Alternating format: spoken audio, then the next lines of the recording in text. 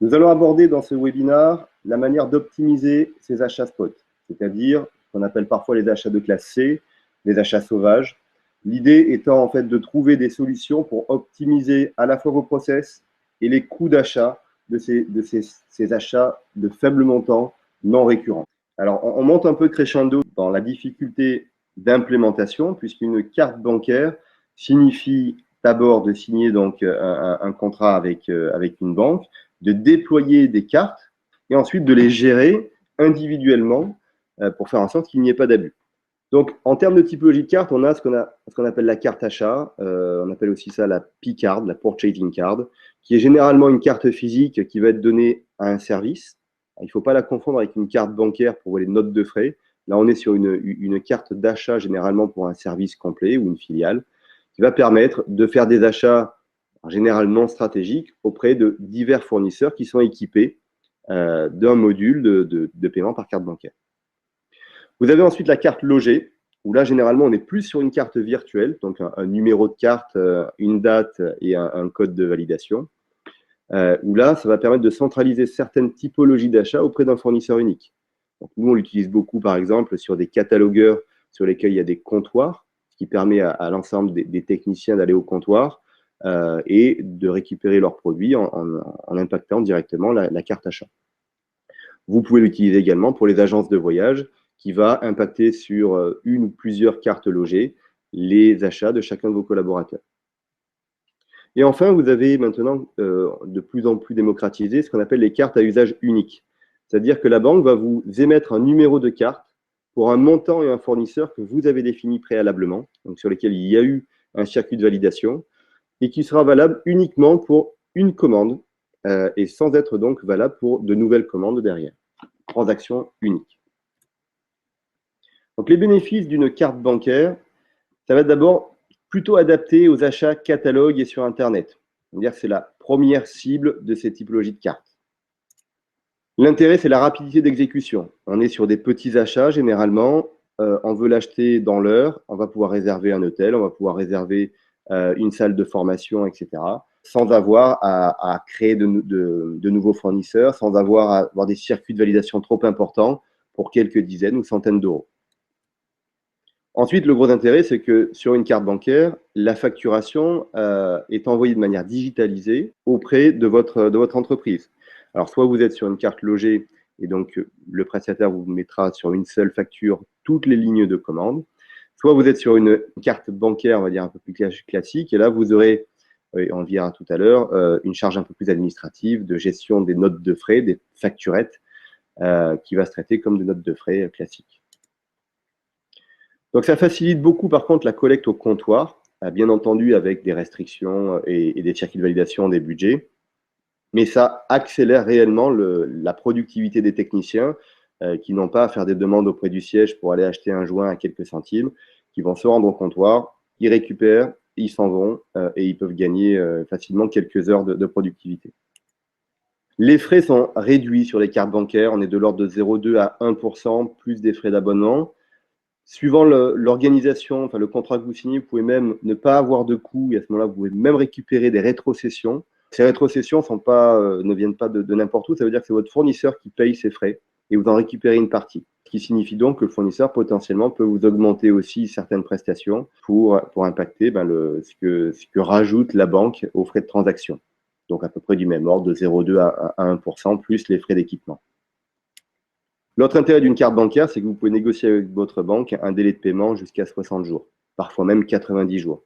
C'est-à-dire que quel que soit l'achat que vous souhaitez faire, par carte bancaire, vous êtes assuré d'un règlement par 60 jours, même s'il y a des acomptes, même s'il y a des avances, même si c'est en devise, etc. Vous standardisez vos règlements. En termes de contraintes, pour une carte achat, alors tout d'abord, les cartes achats à l'attention de fournisseurs B2B, aujourd'hui, sont limitées à peu près 400 fournisseurs. C'est beaucoup, mais c'est très peu par rapport au nombre de fournisseurs avec qui vous travaillez.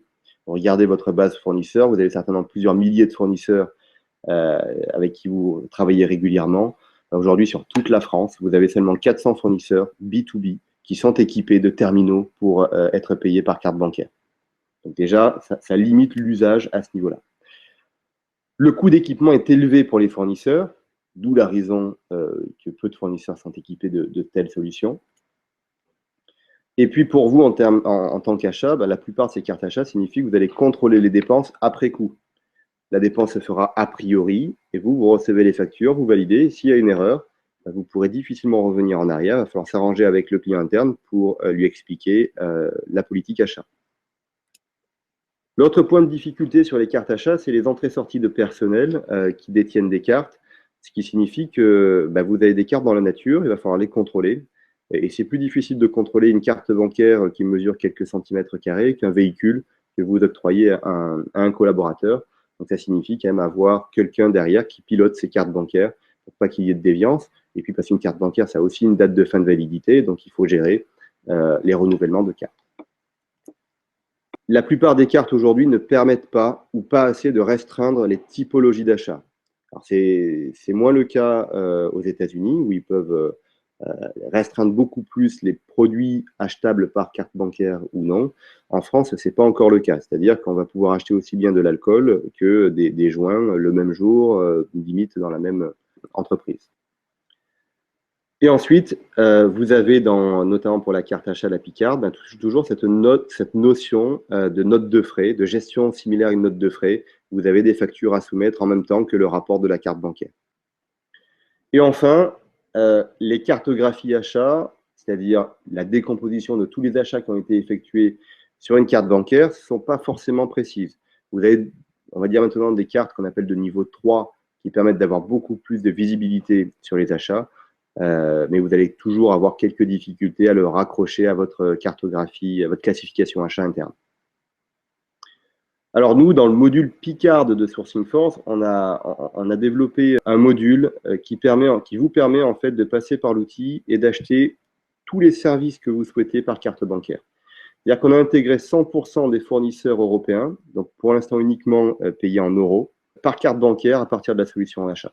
Donc on va accepter tout type de carte. On va pouvoir intégrer des cartes logées au sein des comptes des utilisateurs. On va pouvoir restreindre les catégories d'achat par utilisateur, leur donner des budgets, des accès limités. Et pour le coup, on va mettre une facture unique mensuelle, c'est-à-dire que vous n'aurez plus à gérer façon note de frais les achats. Vous aurez une facture BME, donc un fournisseur unique, avec une facture unique mensuelle sur tous les achats qui auront été générés par cette carte bancaire.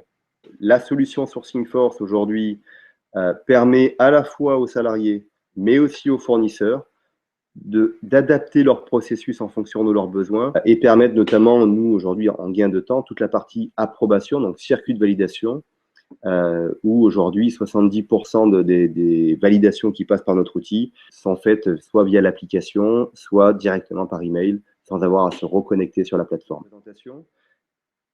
Je vous remercie d'avoir écouté cette conférence en ligne sur les achats spot. N'hésitez pas à revenir vers nous pour une présentation, cette fois-ci, de la solution ou bien des questions complémentaires sur ce que je viens de vous présenter. Vous avez Jérémy Ferrer, donc, qui est basé à Lyon, qui va pouvoir vous accompagner. Moi-même, je serai ravi de pouvoir échanger avec vous. Vous avez l'ensemble de notre équipe qui est capable également de venir à votre rencontre pour vous présenter nos différentes solutions.